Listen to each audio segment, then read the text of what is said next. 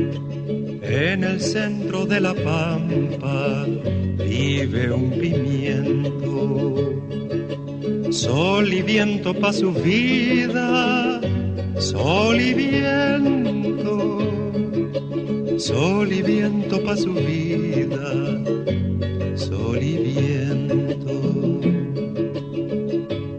Bonjour, je m'appelle Patrick Barnard. Bienvenue à la 114e édition de Piment. Hello, I am Patrick Barnard. Welcome to the 114th edition of the Pimento Report.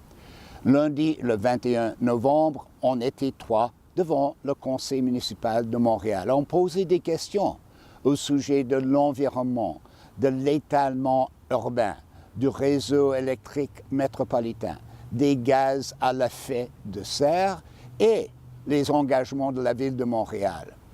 Alors, on était un groupe de 3 personnes, Lisa Mintz de Transparence, M. Matthew Chapman de l'Action Climat Montréal et moi-même de la Coalition Verte.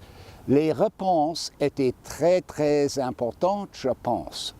Par exemple, en répondant à Lisa Mintz, M. Richard Bergeron du Comité exécutif de Montréal a nettement déclaré que le réseau électrique métropolitain sera un moteur puissant du développement résidentiel dans l'ouest de l'île de Montréal.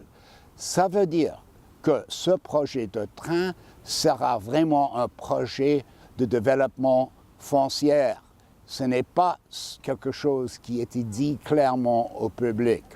Alors, maintenant, on va entendre les questions des 3 personnes et les réponses. My question is about the Réseau électrique métropolitain, in particular the West Island part of it after the airport.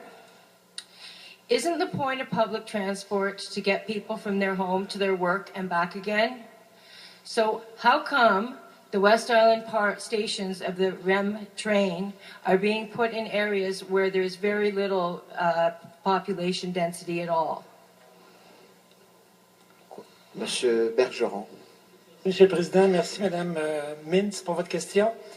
En fait, les stations qui vont desservir l'ouest de l'île vont être dans l'axe de l'autoroute métropolitaine. Il y a déjà de très fortes concentrations d'emplois de part et d'autre. Vous avez raison, il y a peu de gens qui vivent immédiatement le long de la ligne, mais la STM et la population en général, par le biais des stationnements incitatifs, la STM par le biais de ses services, on est déjà tous à réfléchir à l'amélioration des services pour amener les populations dans les stations. Et on a déjà le travail est avancé de la STM. Il y aura beaucoup de stationnements incitatifs, 2300 si je ne me trompe pas, à la station de Kirkland. Alors, ben voilà, c'est par rabattement que la population va être desservie et ça devient, cette antenne de l'Ouest devient un puissant moteur de développement résidentiel dans l'Ouest de l'île et ça aussi c'est bienvenu de l'œil de l'administration. Complémentaire, Madame. So my second question is, how much green space will be developed with the REM in the West Island? And how is Montreal going to hit their 10% green space target if all of this is developed? Monsieur Bergeron. Merci. Je sens que ça recoupe un autre sujet. Mes collègues responsables à la fois de l'environnement et de l'urbanisme et de l'habitation travaillent à faire les meilleurs développements possibles en protégeant le maximum d'espaces verts.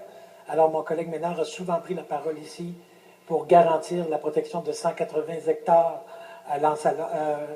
dans Pierrefonds-Ouest. Je sais par ailleurs que du côté de Sainte-Anne-de-Bellevue, il y a des potentiels de développement, puis il y a des intentions de développement, mais accompagnés d'une très forte volonté de préserver au maximum les espaces verts. Notamment, la dernière station du REM va être la porte d'entrée au parc de L'Anse-à-Lorme. Alors, et la mairesse a bien l'intention que le REM joue pleinement ce rôle de porte d'entrée à ce magnifique espace vert avec la rivière à l'Orme et tout ça.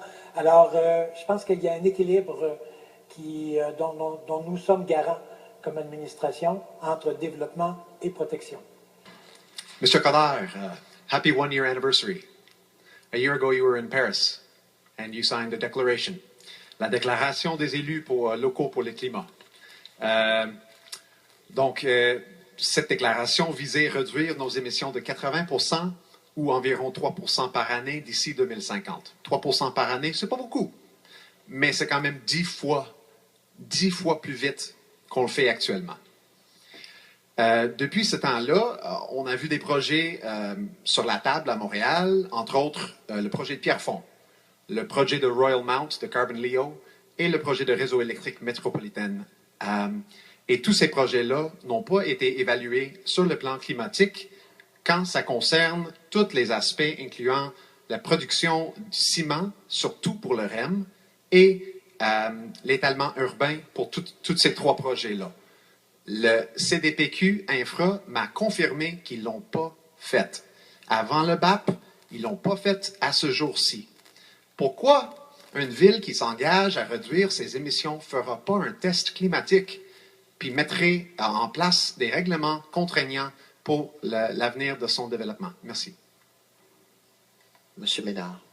D'abord, je conteste l'affirmation selon laquelle un réseau électrique métropolitain, qui est une mesure de transport en commun, et vous vous rappellerez que les 15 mesures qui ont été recommandées par le SOPM, il y avait celle qui demandait à la Ville de Montréal d'encourager le transport en commun. Alors, on ne peut pas à la fois dire que lorsqu'on veut déployer un réseau électrique métropolitain qui se situe dans la famille du transport en commun, que ça ne va pas contribuer positivement à nos objectifs de réduction de gaz à effet de serre. Et oui, nous avons cette sensibilité-là pour chacun des dossiers. Nous allons nous rencontrer là au début décembre pour faire le point sur comment les 15 mesures qui ont été recommandées par le CPM vont se mettre en œuvre.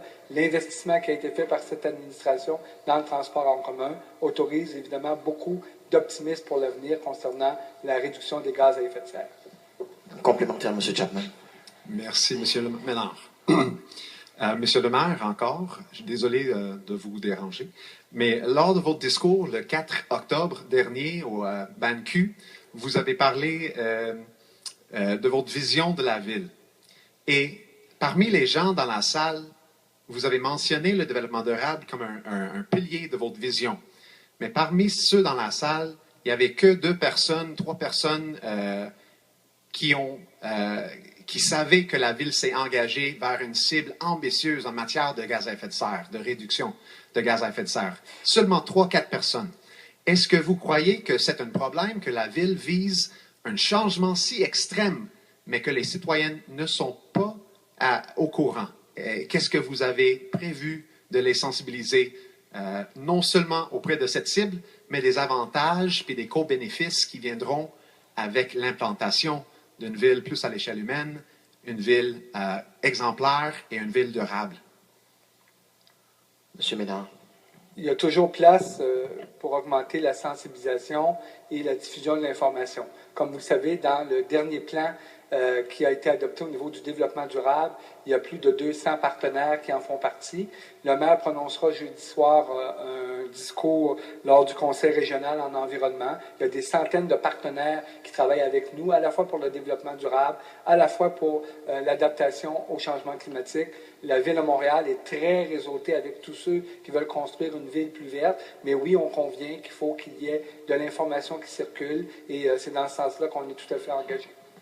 Merci, M. Chapman. Merci à vous tous. Je suis membre du conseil de la Coalition verte. Je vous demande ce soir de réfléchir un peu sur votre document de consultation qui s'appelle « Stratégie centre-ville, soutenir l'élan ». Alors, je tiens quelques pages dans mes mains. Alors, sur la page 7, on demande fortement un mode de vie à l'empreinte écologique réduite et croissance urbaine responsable. Sur la page 21, on dit au même temps que la stratégie vise à appuyer le projet du réseau électrique métropolitain.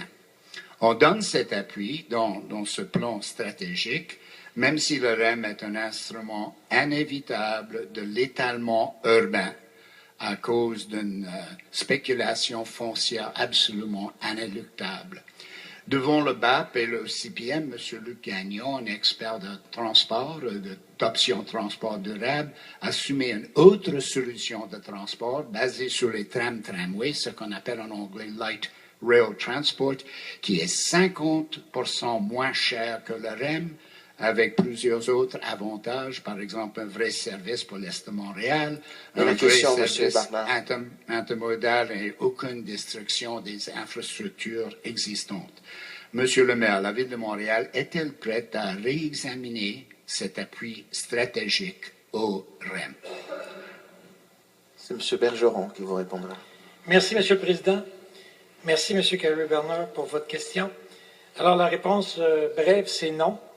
Nous ne réexaminerons pas notre appui au réseau électrique métropolitain parce que nous avons la très ferme conviction, et j'ai personnellement une conviction très forte, que c'est un projet porteur d'avenir pour Montréal, aussi porteur d'avenir pratiquement que l'a été la construction des premières lignes de métro dans les années 60. Et votre hypothèse a l'effet que ce soit un instrument qui favorisera l'étalement urbain. Moi, je crois à l'inverse. D'autant que la Caisse s'est montrée ouverte à plusieurs stations au centre-ville. Tant qu'il n'y avait qu'une station au centre-ville, c'était un petit peu fragile, peut-être à cet égard-là, mais ça ne l'est plus maintenant que la Caisse a montré son ouverture pour la station Édouard-Montpetit, qui va faire le lien avec la ligne bleue, pour la station McGill, qui va faire le lien avec la ligne verte, et pour la station dans le secteur Griffintown, qui est un secteur en très fort développement. Quant à la personne que vous citez, Luc Gagnon, je le connais très bien. J'apprécie ses travaux. C'est quelqu'un qui connaît son sujet. Il a de bonnes propositions. Malheureusement, il les met en opposition avec le REM et c'est là qu'est l'erreur. Alors, le REM est un projet extraordinaire et nous allons continuer de l'appuyer. Complémentaire, M. Carey-Berner. Merci beaucoup. That is the answer that I expected. I'd like to deposit for the council here, you may have read it, c'est une opinion, un article d'opinion que j'ai publié dans Le Devoir le 7 septembre, le train de la caisse mauvais pour le Québec et le Canada. So I'd just like to say something in English. Gentlemen, ladies, I don't think you realize the gravity of taking this project holus bolus in this way. We are going to live through a long period of slow growth. A lot of big corporations and institutions like the Caisse have a lot of money because savings rates go up in these depressed times. But that's no reason to throw money away. The economies that are possible with a more rational system are enormous. And this is very unwise, what is being done. It will also have a negative effect on the environment. So thank you for listening to me. Moi, j'aimerais déposer ce petit document. Alors, merci beaucoup et bonsoir. Vive un pimiento, sol y viento pa' su vida, sol y viento, sol y viento pa' su vida.